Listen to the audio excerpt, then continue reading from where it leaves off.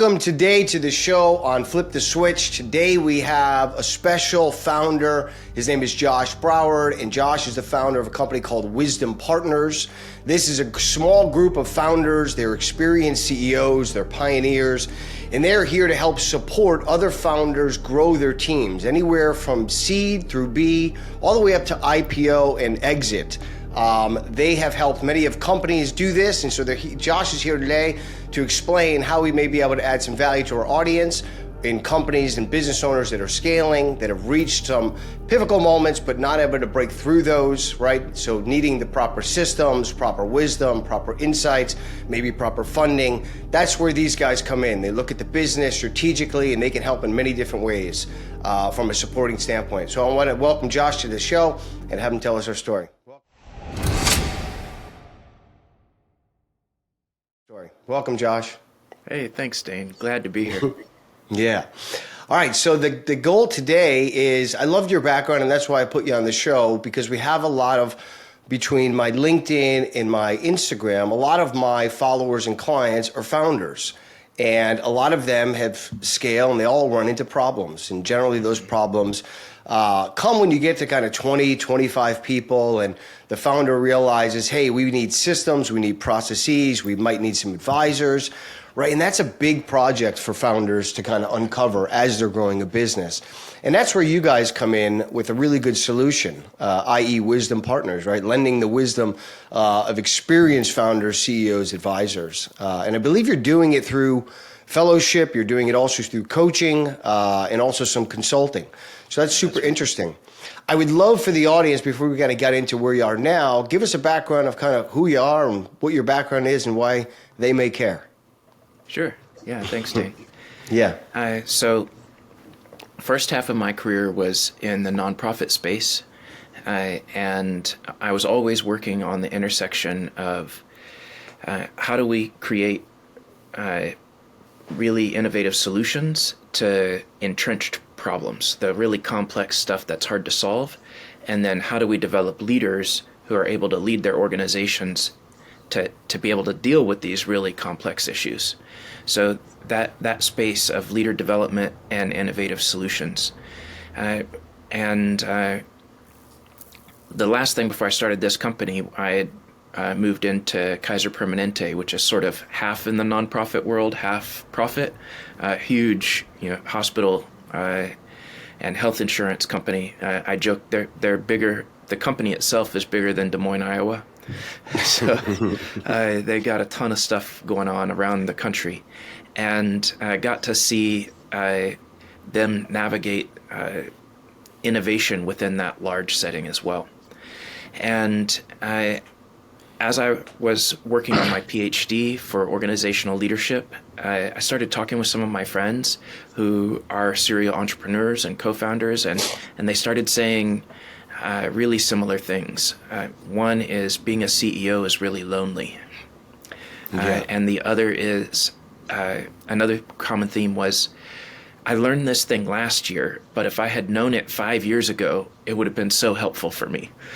And then another thing was, I thought everything was going great in my company, and then one day I showed up and everything was broken. So we realized in that stage, in that situation, what happens is you get to a break point in the growth where your systems kind of break down. Kind of like you were saying, 20 to 25 people is one of those break points. And so we decided to form Wisdom Partners to provide support for today's founders and CEOs that we wish we had when we were leading fast-growing organizations. That's great. I can give more personal background if you want as well. I don't know. I think that's good. That gives some context into where you are today. So how long has Wisdom Partners been around, and how did it come together? I know the story, but maybe give them some context. Yeah. Did you come up with this by yourself? Did you put together a good group of diversified talent? Give us a story there.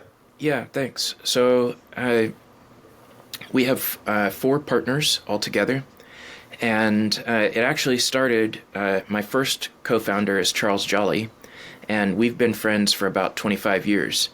I've known him longer than I've known my wife. and he was in our wedding actually many years ago in Kansas City. And at that point, he was running a software development company as a college student, doing contracts with the Department of Defense. After that, he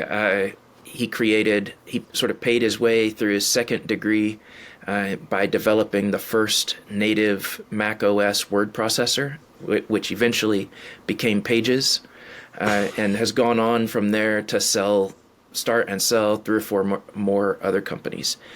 So he's got a pretty significant entrepreneurial background. His last 3 companies were in the conversational AI space. And nice. So he's gone from innovation, like the idea man, all the way through exit and sale. Yeah. Multiple in fact, times. In our company, we use kind of cheeky superhero names, and he's the scaling guru. I love that. Yeah, he's a really creative businessman. And so he and I decided to work together because he stopped starting companies after his, well, depending on how you count, somewhere around his 5th exit. And he decided he wanted to invest and coach, but he started running up to the limits of his own bandwidth.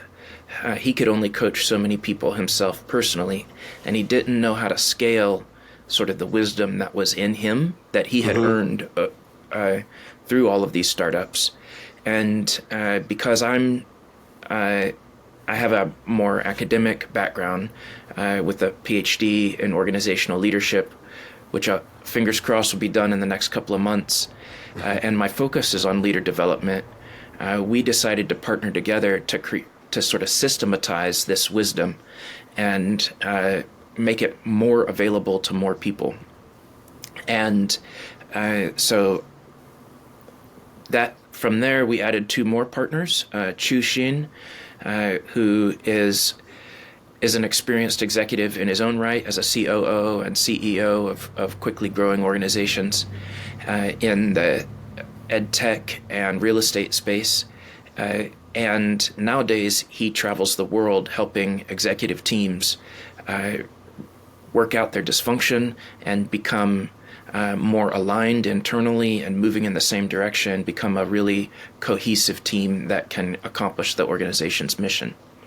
Wow. And so he's been working with Charles for years doing executive team and corporate retreats that are really transformative for those people. And well, then the so last he's been on Charles's business side. So Charles is growing the companies, and he's been the guy that kind of helped them grow those teams, right? Build the people build the business. Yeah. So Charles has been, it's a good question. Charles has been running a forum of companies that he has invested in for 5 or 6 years. And part of the service or support for that forum has been these corporate retreats. And so Charles and Chu will run them together and help the companies really work through their issues and then do strategic planning. That's great. And then the last partner we have is Ty Walrod. He's not even up on the website yet. He's been sort of stealth partner for a while, but should be doing our public announcement this coming week. And he has started he started a nonprofit and a quickly growing company, actually helping big enterprises help their people donate to nonprofits. So he has a real mission mindset, and everything he touched grows quickly. And the last thing he did was he built a community of founders that grew to about almost 300 people. And now he's helping us sort of multiply and scale what this format that Charles has been using successfully.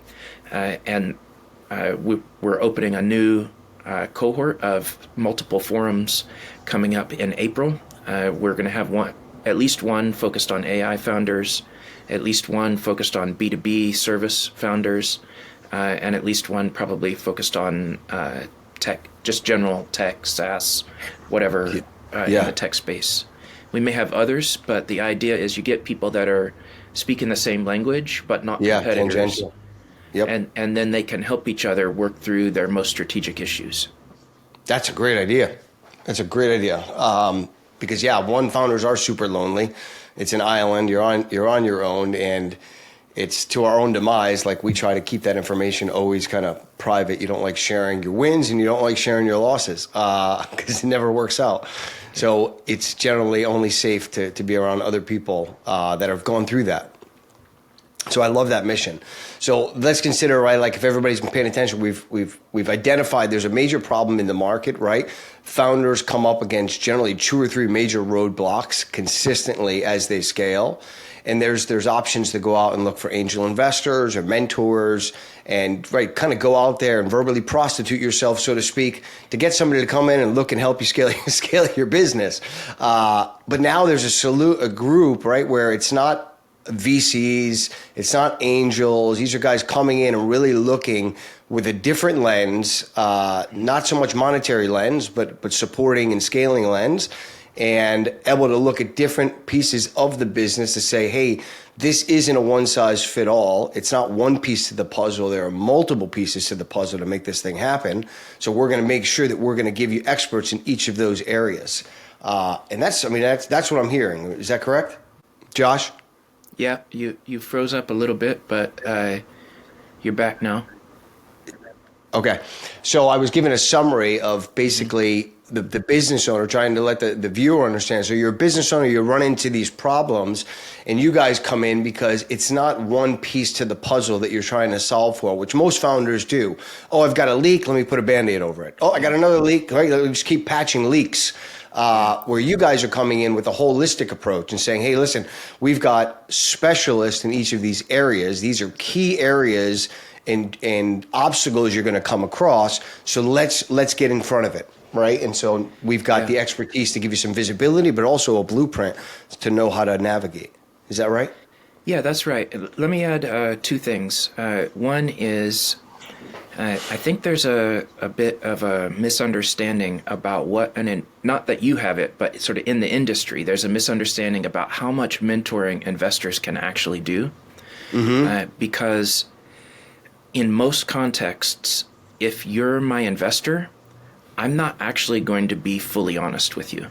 I'm not going to tell you my problems because I want more money from you and your friends. So if I tell you my problems, you might not give me more money.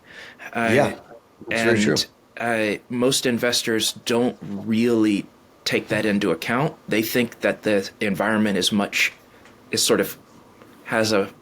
they think I'm a really nice guy. I want to help you, but they don't take into account the power dynamics that happen for the founders. Yeah, it's not a safe place, so to speak, for the founder. Right. Even if they want it to be, it just can't be that way because of the financial arrangement. For sure. And then the second thing, you've talked a little bit about breakpoints. So it might be helpful if I just sort of talk through some of the first breakpoints that we tend to see happening over and over again. Yeah, that'd be great. The first one is when you can't fit your team around one table anymore. So somewhere around 8 or 10 people. Okay. And then the second one is the one you mentioned, when we call it when you can't fit your team in one room anymore. So that's around 20 to 30 people. And then the next one is somewhere between 50 and 100 people. It's different for everybody. But what happens at each of those breakpoints is the communication systems that used to work in the smaller setting don't work as well in the larger setting, and the way of sharing work and moving projects forward doesn't work as well because the team has grown and the dynamics have shifted. And so the leader has to evolve their mindset and the systems they use to run the company. So, for example, the first shift is from worker to manager. At the beginning, most founders are kind of like the 3 musketeers. Everybody does all the work. You might divide a little bit, but everybody's constantly in the business. Quickly, as you start to grow your team, you have to become much more of a manager and less of a hands-on worker. That's the first major shift. The second shift, around the 25 to 30 stage, is you have to become a leader of managers, which is much more difficult than becoming a manager of workers. Because at that point, the sort of bar really shifts more to you're working on people and less on your work. So you're investing in your leaders more than you're guiding the tasks. And then it just keeps moving like that. The next step is to be a leader of leaders, then a coach of leaders, and then sort of the ninja state at the end is a coach of coaches. So every founder has to go through those steps in the journey, and they do it at different. They evolve at different levels of success. But the quicker you can make those evolutions, the better it is for the company and the less headaches you have. Yeah, and now I'll speak, kind of summarize what you're saying in real life, because it's true. What ends up happening is the founder wants to control everything, and we have a hard time releasing things. And as you start to scale 8 people, 9 people, things start to get out of whack a little bit, right? And your time is pulled, and you end up spending 80% of your time doing tactical things that really aren't moving the business forward, and you're stuck working in the business, which is a really bad place to be. So the systems that Wisdom Partners comes in and helps is essentially teaching you ways to buy back your time and work on higher value activities over the course of the scale versus having to learn this all at once. Is that right, Josh? Yeah, that's right. So part of it is figuring out what is the work that only you can do, and creating healthy delegation systems and processes to give the other work to other people. And it frankly involves a lot of work on yourself, because we have built-in defense mechanisms that encourage us to try to have more control on the details than we really need to. Yeah. And so trusting others is a psychologically risky move. Is that one of the biggest challenges you have, is getting the belief of the founder to buy in to the systems and to the activity? I think probably the biggest challenge is navigating those cycles of self-awareness. So when a problem comes up, when something breaks, the first tendency is just focus only on solving the problem. But the real growth happens, sometimes it's a fire and you have to put it out. But the real growth happens when you start asking, what is it in our system and what is it in me that contributed to this fire getting started? Mm-hmm. And how do we change that? And always the system is a reflection of the leader, which that's a hard part, because everybody wants to say the problem is outside of me, because that's easier to fix. But if the problem is inside of me, if I'm part of the problem, and I'm always part of the problem, then I have to change, and that's a challenging prospect. So part of what we coach leaders on is owning how we contribute to our own problems and headaches. The good news is, once we acknowledge that and own it, now it becomes more changeable, because it's our stuff. It's actually, we think it's easier to change other people. It's not. Other people are really hard to change. But because we think it is, we want to project the problems outward. I can just fix these people. They're the problem. If they could just get their blankety blank together, then we would be able to run this company more efficiently. But in general, that doesn't work out very well. If we do the hard first step and say the problem is in me, now that's actually changeable. I can control me a lot better than I can control you or my team. Yeah. Very true. That's I think is I wouldn't say that's necessarily the core challenge for Wisdom Partners. I'd say that's the core challenge of leadership. Yeah, it's hard. It is really hard to change, and then to be able to be accountable to the changes that are coming, because you're very familiar as a business owner to routine and habits and what you know.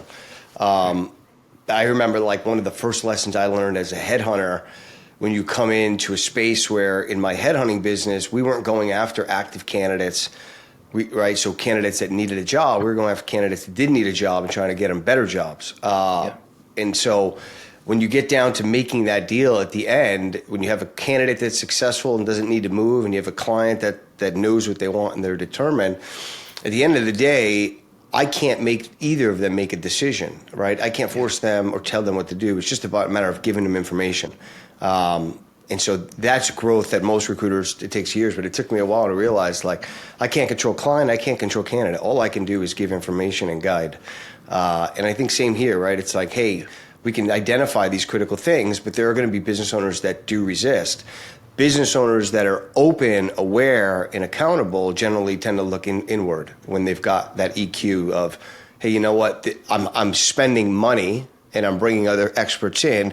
I'm here to listen this time, right? And take some direction. And I think that's the pivotal part. So you guys come in. I think now we've given them some context of when you come in and why you come in. Let's bring it through. So you've helped some clients, and we'll talk about those. But what is the experience for the client when they get through these tranches? What does their life look like then, on the other side of the rainbow? Yeah, it might be helpful if I talk a little bit about part of our core philosophy, because that will help explain why it makes such a big difference. So part of our core philosophy is ownership culture.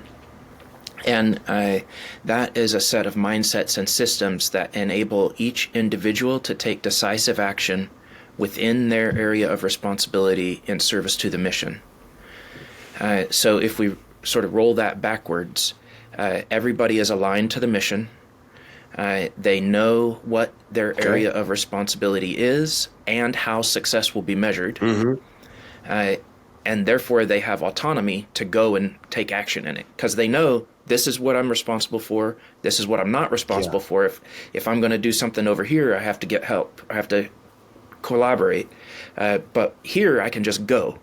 And all of that is under the foundation of all of that is an authentic leader who really engages and owns their stuff, right? They know what their area of responsibility is and they own that.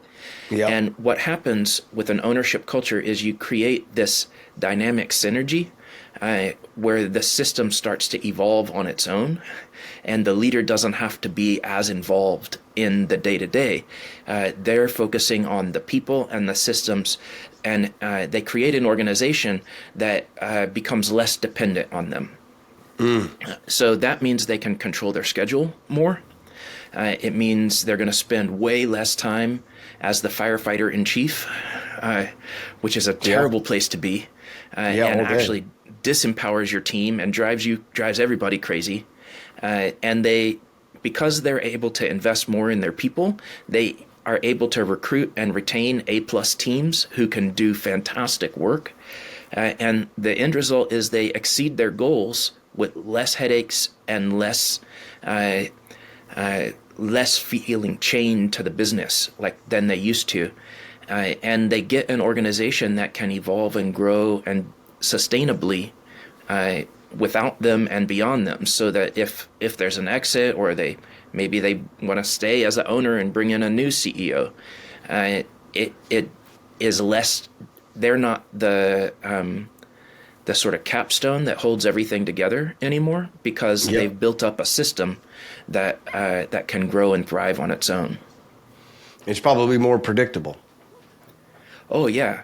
Yeah. Well, in some ways it's more predictable because you've established really good processes, and the machine just turns.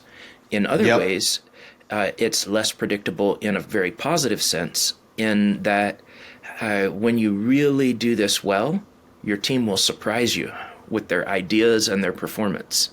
And so they start to grow, they start to think up ways to help the business that you would have never thought of. And they take it places that exceed your initial goals and expectations. Yeah, it's so true. I've gone through this learning curve myself in both businesses, but mostly recently with Dad Bod Sculptors. We're a team of 9 now, but the first couple of hires was a disaster for me. They quit. I had to beg them to stay because I was so over demanding and I didn't understand every day it was a different task and they had no idea what lane they should be in and how fast they should be driving. And it was very confusing for them. And I had to take a step back and realize, wait a minute, there's a consistency here. They're all saying the same thing. It's got to be the way that I'm managing them. And then I realized, like, it's very inconsistent. There are no systems, right? We need playbooks for these people to follow. And then let them do what they're good at. And the lesson that somebody read in the book was if they deliver 80% as good as you would do, then 80% of something is 100% of awesome, is a good outlook on it. So I started accepting 80% from them. And then as time went on, they slowly kept rising the bar. And so that's validation of what you're saying is completely true. I brought in a consultant and he helped me establish those systems for my team. And and then we were able to, now we're at 9 team members. So once the system was established, we could then, the foundation is strong, we can support it. And that's just a micro example to what you do. But what are some of the, because I come from the startup world as well, and there's a lot of people that we work with that are really sub 5 million ARR, right? And they've built it to there, and now they're going to go out and they've either done some seed funding and they're preparing for an A funding. But when it comes to scaling these teams from startups to kind of to funding, whether it's seed or through a Series B, what are some of the most common challenges that they encounter and they're facing during that stage? They've got a product, they've got some team members, but now they're realizing, like, hey, we need support. We need to go out there and raise some capital. What are those challenges, and how do you put them in a better position to deal with those challenges?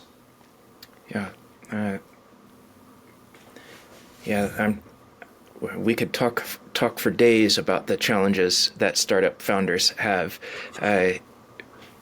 because they sort of, in some ways, they wear all the hats. But the first, I tend to think in groups of 3. So the first 3 that came to mind, and we can unpack them a little bit, are funding, team building, and revenue growth.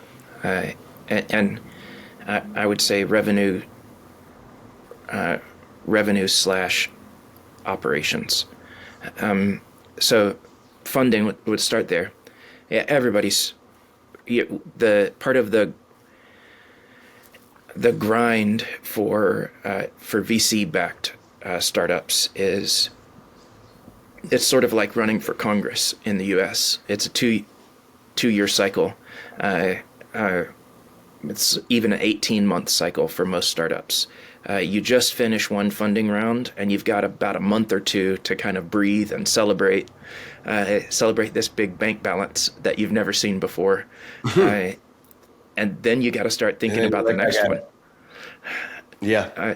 Because you can't. It's like this dopamine, serotonin hit, and then you're on to the next. Yeah, because you have maybe 18 months of runway. And so you either have to become revenue positive, or you have to raise again. And the more times you raise, the harder it gets to raise, unless you're on like a rocket ship of growth. And some of our clients are doing that. They're doing the profit later, market capture first. Other clients have taken the path of, we want to get off the the fundraising roller coaster and get revenue positive and sort of independent as fast as we can, which, different strokes for different folks. There's benefits to both sides of that. So that's a constant challenge. And, one thing that we coach people on is maintaining good communication with your investors, even when you're not asking for money. If the only time you talk, etiquette. Yeah, etiquette and just communication hygiene, kind of. Like you wanna be in communication with your stakeholders, and share the good news, not just the bad news or okay, we're running out of money. It's time for another round. Who do you know with money? Yeah. So that's the first one.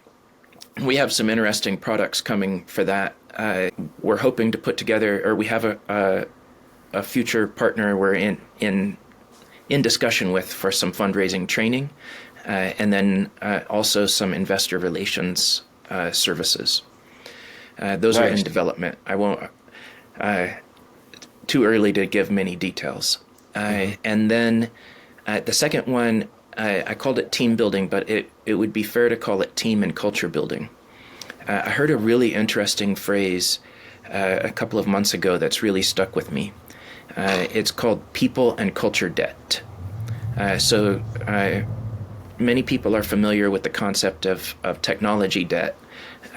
And that's, of course, where Southwest Airlines had a major issue with this a couple of, 6 or 8 months ago. They hadn't upgraded their systems, their tech systems for a long time. And then all of a sudden, on one day, everything went out and all their planes were delayed.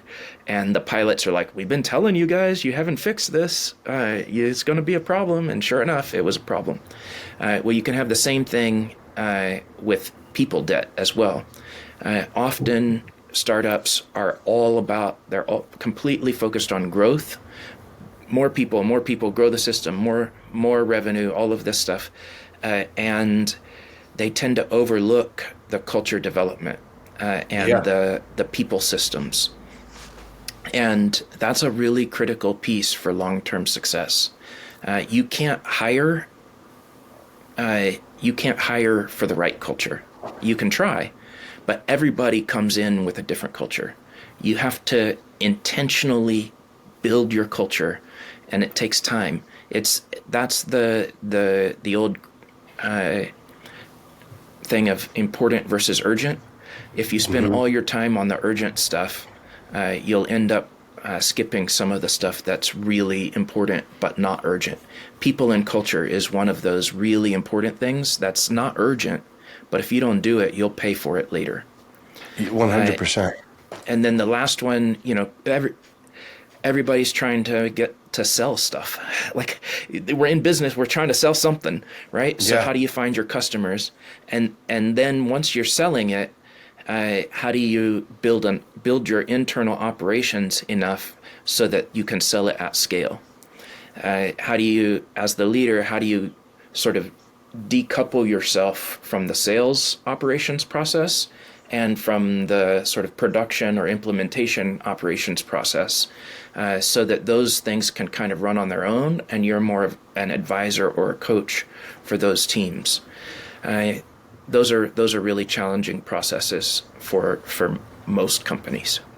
Do you guys recommend, when you go into a situation like that and you see, okay, you sit down with the business owner, you say, hey, what does great look like for you 12 months from now? And he says, well, we've secured our funding round, right? We've got a much stronger executive team that's aligning to the mission and the core values. And then, our product is 2X or whatever in a year and a half. Are you in a position to say, okay, hey, we're going to show you the blueprint over the next 12 months on how we achieve that? Or are you guys more of, let's tackle one at a time? That's a good question.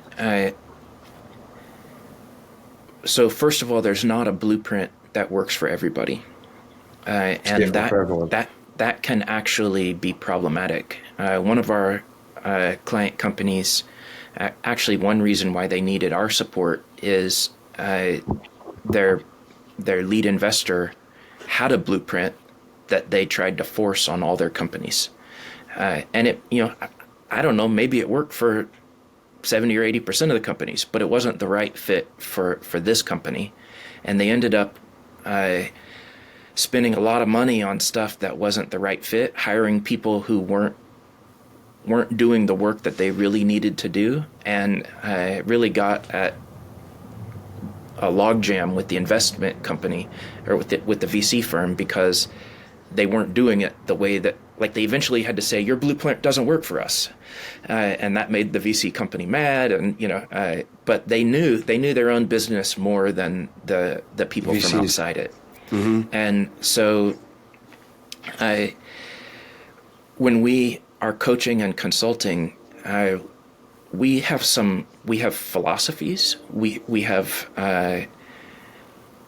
know the style that works, but the blueprint has to be worked out in context of the company and the industry and frankly the founders, because you have the same exact product with one group of founders and the same industry and the same product with a different group of founders, and they're going to need to approach it differently because their minds are different, their personalities, their history is different. So it really has to be customized. Ownership culture is a core philosophy for us. Everybody's going to do that. But how do you go about that? It'll vary from company to company. And so in some ways, that's part of the value that we bring is we work with you to customize an approach that works for you. That's great.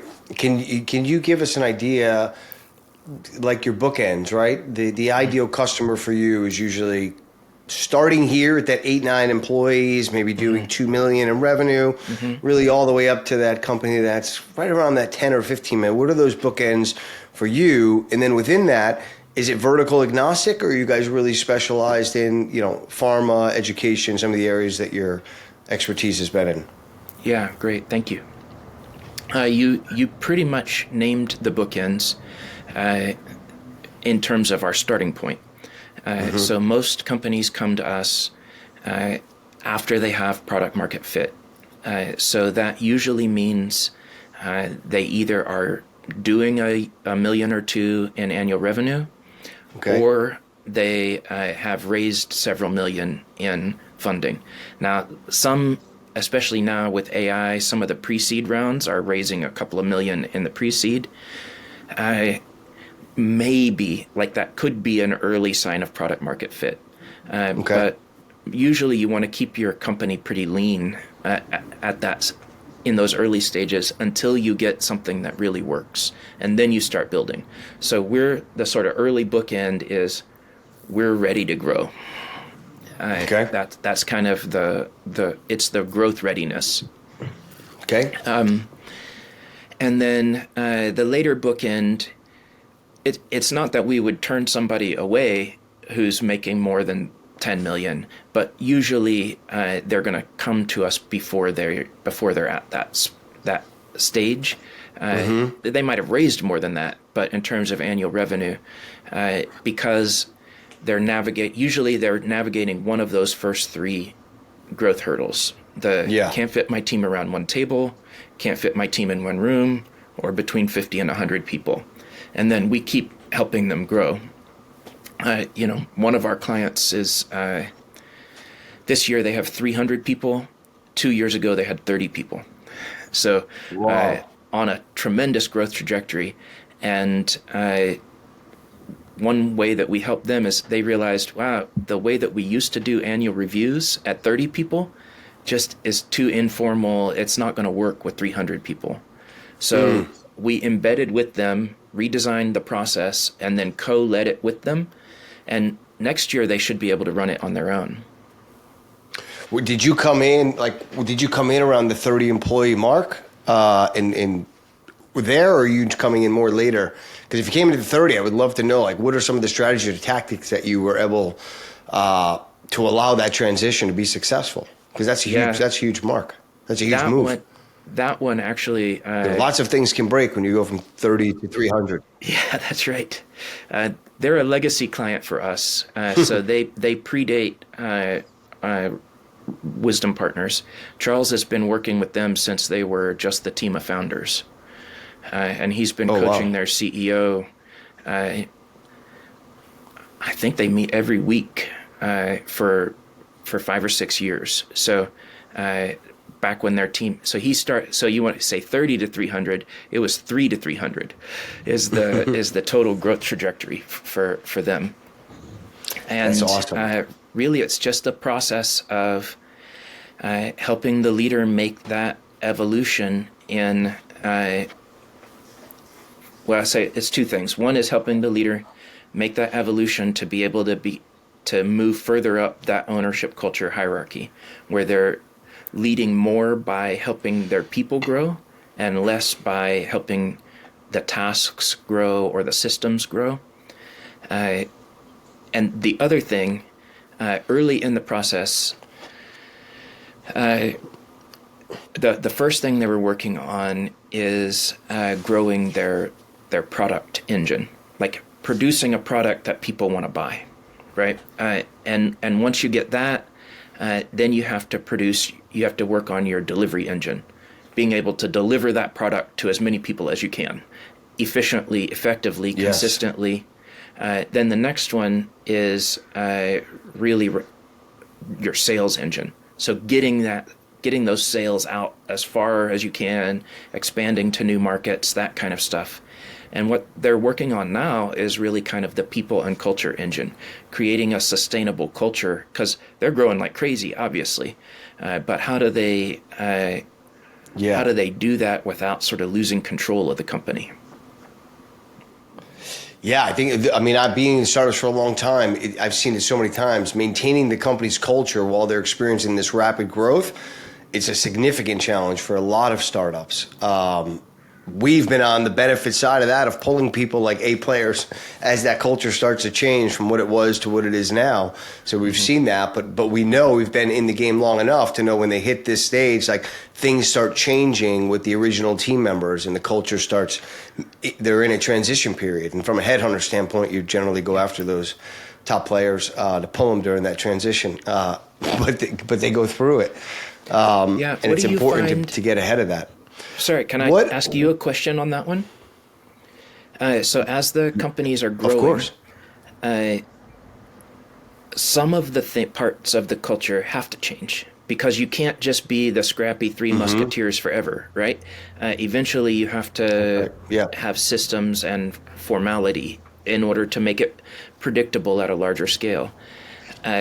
And some startups resist that shift. They like the scrappy informality of it all. Yes. But there's another side of it where you want the core part of the culture to stay. So what do you find as you're bringing in these A players who are probably a little more systematic than the founders, or than some of the team members, and they have a lot of history, probably. Yeah. What do you see for the companies, as they're navigating that decision process of some things in our culture have to change and some things cannot change? That's right. That's a sort of a push and pull. What do you see from that? Yeah, it's a really good question. So I'll give it to you from like the client side. So there are clients that scale and they want to maintain that scrappy mentality, wearing multiple hats, where kind of everybody getting their hands dirty. And they love that. They're getting to a point where they get funding, they get established processes in place, they get department heads established, and the culture starts to change, right? So from a headhunter standpoint, the opportunity from a candidate is, we know we can go into a company and pull a top player from that organization because they're in that transition period. Reason we know that is because the candidate that did that ride loves that muscle memory. They love the scrappiness. They loved being part of the how. They loved wearing many different hats, and the company is no longer that for them anymore. So there's an opportunity now to take them out of that organization, leverage that muscle memory, and bring them to an organization that's just about to do what they just did. And so that's a really good match for a candidate that has grown with an organization. From the client side, to leverage his skills and give it to another company. When we get the client side, and they also have gone through the growth, but they want to maintain that kind of startup mentality where it's not managing spreadsheets and data sets, but also being able to get your hands dirty. So as an example, we do lots of heads of product or vice president of product. Most of the companies that come to us, this is the first big product hire outside of the founders. Okay. So the founders have done everything, right? So they don't want somebody coming in that has this leader mentality that just kind of tells them the how, but they want somebody that can also do the work. And so how we solve that is we have to go find candidates that have gone through those stages in tangential companies or tangential markets that have gone from the $2 million ARR to the 10 million, and they've got the playbook and they have the muscle memory and they know how to fall into that culture and kind of wear their jersey, so to speak. Those are the good matches. Where it goes bad is like fintech. There's so many fintech companies many years ago. And I'd get these founders that would call us up and say, we want somebody from JP Morgan because we're fintech or UBS. Yeah. And they didn't realize that those were old dogs, man. You couldn't teach them new tricks in a technology world. And so we made a ton of money because we came back a year later. What's going on? Well, we had to fire the JP Morgan guy. He was looking for resources we didn't have. He wanted playbooks. And it's just like, yeah, man, he wasn't scrappy. Right? He had every lever possible at JP Morgan. You don't have those resources. So you have to be able to have that wherewithal of where do we go find this person that can step in at the stage that we're at and really has that muscle memory to reduce our ability to have a mishire. And so that's where the headhunting comes in sometimes and your advisor's going, wait a minute, we had a guy run product here and he took us from X to here. Let's consider that. And you have to really make good matches.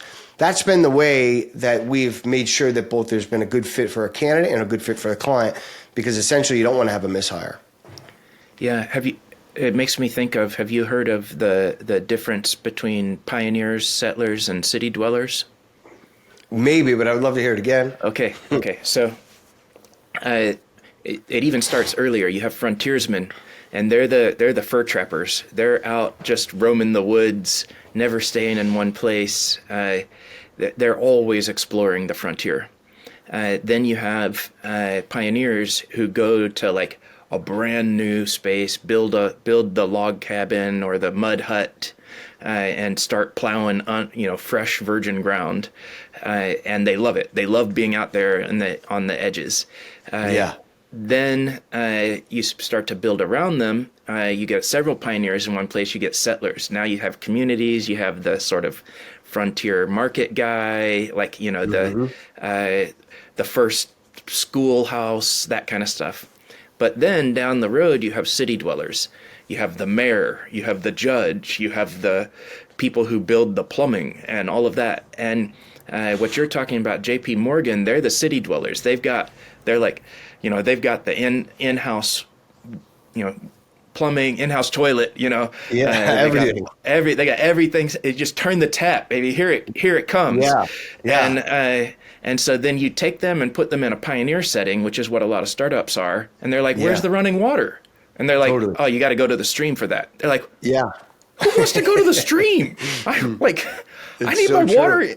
I need water in the house. And the pioneers are like, why would we lay pipes? We might be, living on the other side of the hill next year. That's dumb. So you exactly right. You can't take a city dweller, and you can sort of go back one step, but you can't go back 2 steps or 3 steps. You take a city dweller and put them with pioneers, and everybody will be frustrated. So that's kind of that's what that reminds me of. And so it's really important in the hiring process to be aware of what's your person's experience and what's their natural inclination. Like, do they want to be a city dweller and they're just stuck in the pioneer phase? Maybe they should go work at a mid-sized company. That's right. Yeah. I mean, there's so many like come in like, where's my marketing playbook? Well, create it. There is no marketing playbook. You are the marketing department. Some people thrive in that, and other people are like, no way, man. They don't pay me enough. So you got to be able to find the people that love the role that you're hiring for. Yeah. And most importantly, like if any founders are watching this, the most important thing is, what does that hire need to accomplish in the next 12 to 24 months? What stage are you at? What vertical do you play in? And then you need to find people that have that muscle memory, that have done it before and love doing it, want to go do it again. And that's the guy or gal that gets up and straps on a helmet and kicks in doors for you all the time, because they're in their strike zone. They're doing what they love to do. Nothing better than somebody working in their sweet spot.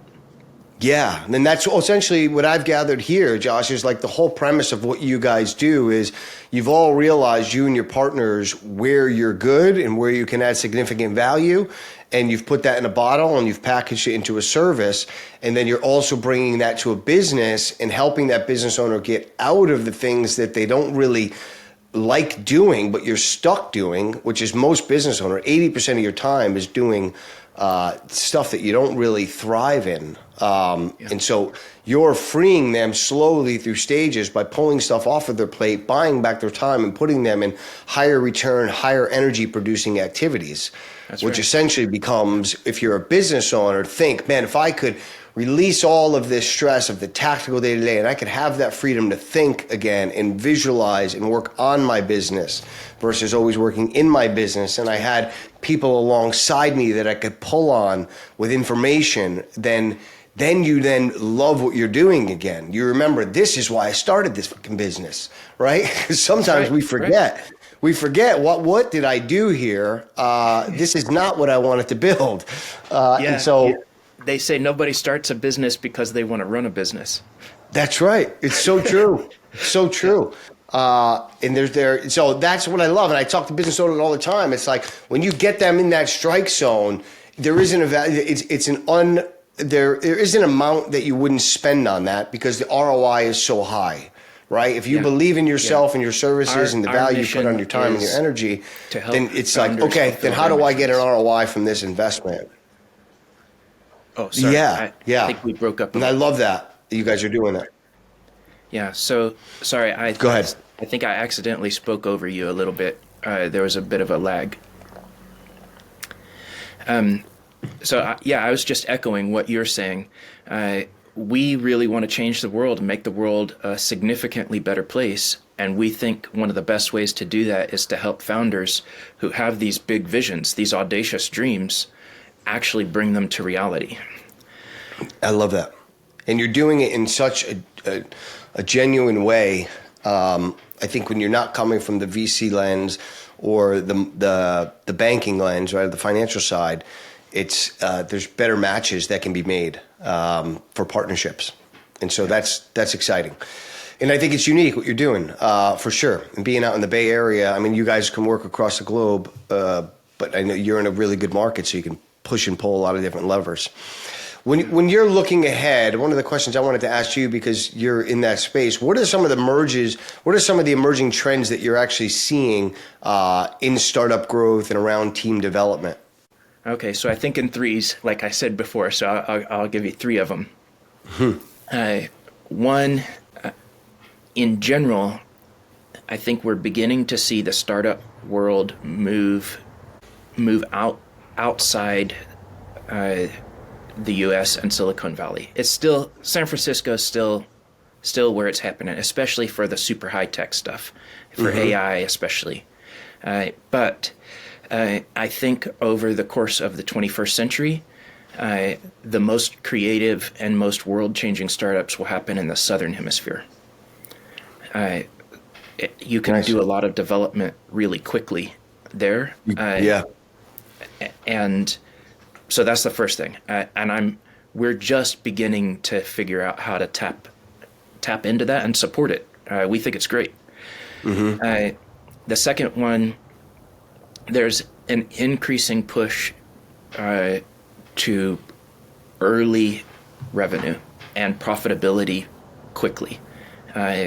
Particularly right now, the funding market is really tight. It's really hard to raise money for anything other than AI. So there's a lot. It used to be, you could go Series B, C, D, and as long as your idea was great, you could keep sort of pushing. But a lot of founders are A, wanting to get off the fundraising roller coaster, and B, a lot of funders are saying, we need to see serious traction before we put more money in here. So I think more than ever before, there's a lot of pressure for actual sales and recurring revenue. And then the third thing is kind of as I mentioned, I think there's the beginnings of a movement to grow the right way, to grow wisely, and to build strong cultures and to invest in the people and the leaders in the organization. That's been building for a little while, but I think it ties into the other things, the revenue especially. Building a really strong team is important for that sustainability. It all ties together. Like when you look at the market now and the lens that people are looking at things through, from the funding lens, right? Like looking at, there needs to be a real business, there needs to be real numbers, not just a sexy story or an attractive founder. Like more than ever, you need to have your ducks in a row, right? You need to make sure, hey, we have systems that are repeatable. We have people we could rely on. Those people are building the business. I'm focused on thinking strategy and growing the revenue, right? Like, so you have to think about the layers, because as you layer that, I'm just thinking out loud on the things that you've said, you then now you say, okay, now I want to consider raising some money. Well, the belief is already there, right? I've got the systems that's repeatable. We've already built the people. The people like building the business. We have a process for onboarding them. Now we've got a story to tell. We've got some real revenue.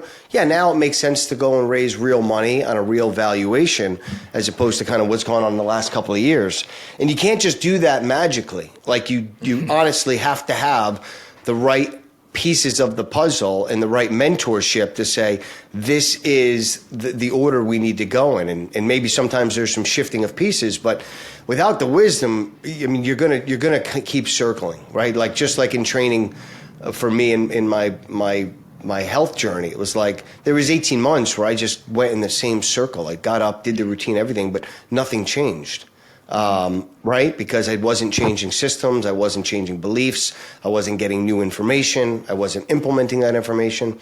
So the reason I had you on the show was so that you could share that message with all of the founders that are out there and realize, like, hey, just getting a sexy story in a product and raising some money, that's not as viable anymore. But what is viable is you could build a real business, you could put systems in place, you could hire people to come in and support and scale that system, and then you could still do the thing you love in servicing people through your business. But you need resources. And so hopefully Josh has done a good job at sharing why those guys are in a good position to step in and at least explore that with you. So thank you, Josh.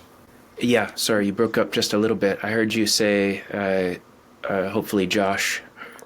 Yeah, so I was, I don't know where I left, but essentially, right. Hopefully you guys got an understanding of really the value of what they're doing over at Wisdom Partners and how they can help you. So any of the business owners that are watching this, we'll have Josh's information, but it's wisdompartnersllc.com, right? Wisdompartners.llc.